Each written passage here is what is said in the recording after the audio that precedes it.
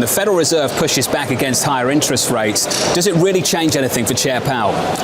No, it doesn't. I think the very fact that you have tweets today and yesterday tells you how independent the Fed is. I think it's a complex question. Certainly, the president gets to appoint who they want as the Fed chair, so they pick somebody who's reasonable and moderate, like Jay Powell.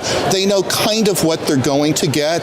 I think it was a good appointment, but he's on his own now, and I think he's laid out a very credible path going forward. It's fair to say that the president's tweets this Friday have had more impact on the Treasury curve than Chairman Powell did himself over 2 days in front of Congress. So what is happening with the Treasury curve? It's been flat, flat, flat. Then all of a sudden we get some steepness to end the week. Well, I think there are a couple things going on. I think certainly there is a belief that the Fed is going to stick to its rate path, that we are going to see increases every other meeting for now. Great set of words.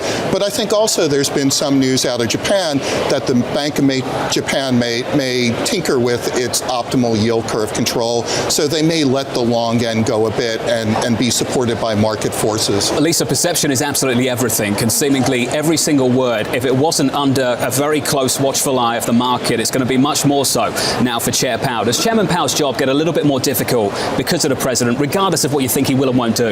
No, I agree with Bob. I think the Fed will continue on with its independence. Chairman Powell has a path that he's going to follow, and I don't think that changes as a result of these comments from the president. Bob, Michael, you and I have gone back and forth on what happens with rates. You think yields are going higher. You think yields could have a 4 handle on a 10-year within 12 months. Walk me through how we get from this really tight trading range that we've experienced on 10-year yields on treasuries and break out towards 4% over the next 12 months. By the way, 4% is only about 100 basis points from here, and it's against the backdrop of the Fed having raised rates already for 2.5 years, indicating that they're going to go for another year. So that's a lot of upward pressure in the front end of the curve. Does it look reasonable to buy treasuries with a sub 3% handle in 10 years? I don't think so. You've got huge tax reform just starting to work its way through the system. It's not fully into the system, and you've got a tremendous amount of treasury supply that will hit the market over the next 12 months. So I step back and I think a good stopping point for the Fed is June of next year, 2.75% to 3%. It will look like a good place to stop, but the economy will be doing great. You mentioned the issuance story, though. The bulk of the issuance has been at the front end. It's pushed yields higher at the front end. The overwhelming consensus of pretty much everyone that comes on this program is that the curve is going to flatten. In fact, it might even invert at the back end of this year. So you're not only looking for 4%, you're looking for a steeper curve, aren't you? Absolutely looking for a steeper curve. And you're right, there's been a lot of front-end issuance, but I think the Treasury has made it clear that they're going to maintain a 70-month weighted average maturity on their portfolio of outstanding debt. So if they're issuing in the front end, the back end has to come over the second half of the year. And by the way, curves have flattened before and have inverted, and it hasn't led to recession, and then they've quickly re-steepened. 94 to 98 comes to mind, which is a similar environment. That was the environment post the S&L crisis when we had the Ref Corp bonds outstanding, and the market continued to heat up, the economy continued to heat up all the way into the dot-com bubble. So in Bob's world, sooner or later, I'm going to be able to get 4% on a treasury. Why would I want to buy credit, Lisa? Well, you want to buy credit because you've got a very good underlying economy going on. But I think it really depends, though, despite this good economy, where in the credit market you're going to buy. So let me give you a couple of examples. If you're looking at BBB rated credit, you might not want to be spending a lot of your risk budget there, because this is an area where we've seen a lot of M&A issuance and companies have levered themselves up to make those company purchases. Maybe what you want to look at is, let's say, BB rated credit. So BB credit this year has really underperformed other parts of the high yield market.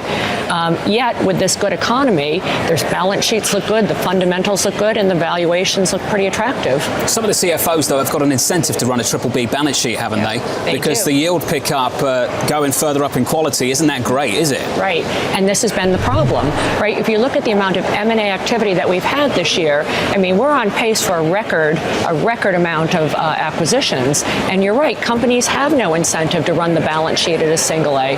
And that's why I actually like the double B part of the market, because these are companies that aren't making acquisitions, their fundamentals look pretty good, and you're getting paid spread per unit of leverage more to take those companies than those triple B rated companies where the CEOs are just putting on more and more debt to make acquisitions to try and spur growth. And that's some of the disconnect in the market, right? You're talking about the 10-year should flatten and invert with a 2 handle, so sub 3%. And it's a mindset that people are just used to 10 years of secular stagnation. Investors are, bond buyers are. Yet you're hearing corporate America has made the shift. They're preparing for a growing America again, not one in secular stagnation. And they're leveraging the balance sheet, and they're going to take advantage of the growth and stimulus that comes with tax But the reform. difference this time around, Bob, and I think is what everyone is almost thinking about at the moment, is the two Americas levering up at the same time. The America that you're talking about, Lisa, is corporate America. The other America everyone is looking at is the sovereign levering up at the same time. When you have the sovereign and corporate America lever up at the same time, it could be a toxic mix, couldn't it? Ultimately, it could end bad. And I think that some of the angst coming out of the tweets that at a time when borrowing is going to go up, why would you want your borrowing rate to go up as well? The other way to look at it is the opportunity is now. You still are at relatively low levels of interest rates. There's plentiful liquidity. You're having structural reform through taxes. You'll get a fiscal spend. You may get some deregulation. Let's borrow and really jumpstart the economy. So what does it say about the world we're in right now that we're having these kind of conversations when the Federal Reserve still considers their monetary policy setting as accommodative? They're nowhere near neutral in the minds of a lot of people, and the real rate is barely positive. Yet we're still having these kind of conversations about risk in markets. What are we going to be talking about in 12 months' time, Bob? 12 months from now, I think, are going to say this is a good place for the Fed to pause, that there's some digestion going on. We're going to see what corporate America does with the leverage it's applied, what it does with the repetitive benefit of tax reform. We're going to have to look at what the Bank of Japan is doing.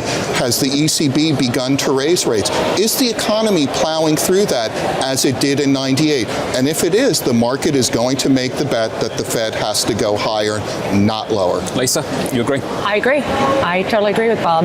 And you know, thinking back to your comments about the president talking about maybe the Fed shouldn't be having, hiking rates at this point in time, for corporate America, they're not feeling the pinch of higher rates. I mean, it's almost in a way a little bit disconnected, but to them, the levels that they're able to come and access the investment grade market remain incredibly attractive. Well, let's go full circle and wrap up where we started it, Bob. Do you think the president has a point that the Federal Reserve should slow down?